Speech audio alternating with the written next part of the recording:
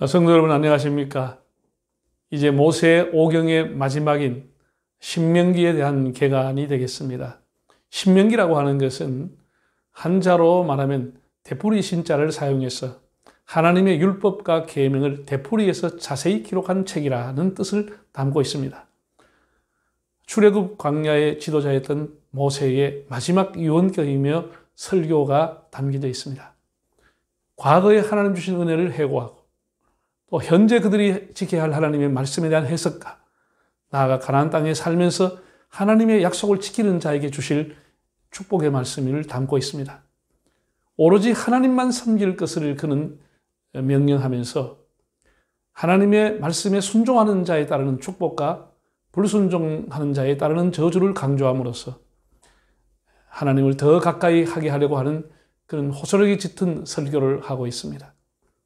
이미 모세가 준 계명이라든지 율법을 우리가 레위기서를 통해서 보았습니다마는 이 신명기라고 하는 것은 재해석해 주는 역할, 다시 말해서 율법의 주석 역할을 하고 있다고 보겠습니다. 그래서 많은 것들이 우리가 애매한 부분들, 모호한 부분들을 신명기를 통해서 더 확실하게 알게 되겠습니다. 40년이라는 세월을 동안에 출애굽 세대는 다 광야에서 죽었습니다. 소위 광야에서 태어났던 만나 세대가 모압 평지에서 여리고 맞은편 모압 평지에서 진을 치고 있고 여기에서 모세가 이제 설교를 하게 됩니다. 광야의 세대가 범했던 실수를 반복하지 않고 하나님의 명령과 규례를 잘 지켜서 길이길이 하나님의 자녀로서 복을 받아 살기를 누리는 간절한 마음을 담아서 모세는 설교하고 있습니다. 마치 자식을 떠나보내는 아비의 심정으로 축복을 빌어주고 잘 살도록 당부하는 아름다운 책이라고 하겠습니다. 신학자들은 이 신명기를 구약신학의 중심적으로 보았으며 가장 신학적인 책이라고 평가했습니다. 유대인들에게 물어보면 신명기의 핵심 구절은 두말할 필요 없이 6장 4절에서 9절까지 나오는 부분이고 우리가 이 부분을 쉐마, 첫 단어를 들으라 라고 하는 단어 쉐마라고 합니다. 우리가 지금 신앙 고백을 사도신경으로 한다고 하면 유대인들의 신앙 고백은 바로 이 쉐마이고 이것이 자녀 교육의 근간이고 율법의 요약체라고 하겠습니다. 신앙심이 깊은 유대인들은 쉐마를 암송할 뿐 아니라 필렉틀이라고 하는 조그마한 가죽 상자에 이 말씀을 넣은 뒤에 이마와 팔에 묶어 다니는 것을 보게 됩니다. 모세가 전한 이 신명기서의 핵심 구절이 신명기 6장이라고 하면은 핵심 내용은 신명기 10장에 기록되어 있습니다. 모세가 자문자답을 합니다. 이스라엘아 네 하나님 여호와께서 네게 요구하는 것이 무엇이냐? 라고 물으며 네 가지의 답을 줍니다. 첫째는 하나님 여호와를 경외하라. 둘째는 그 모든 도를 행하며 그를 사랑하라. 셋째는 마음을 다하고 뜻을 다하고 힘을 다하여 여호와를 섬겨라. 넷째는 너의 행복을 위하여 준 명령과 규례를 잘 지키라.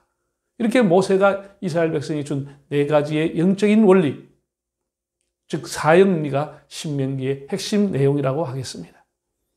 신명기는 창세기부터 신명기까지 오경의 결론인 동시에 앞으로 전개될 구약 역사에서의 신학적 근간이 되는 책이기도 한 것입니다. 그래서 우리가 구약이든 신약이든 가장 많이 인용된 것이 바로 신명기입니다. 구약에서 약 35, 350번 정도.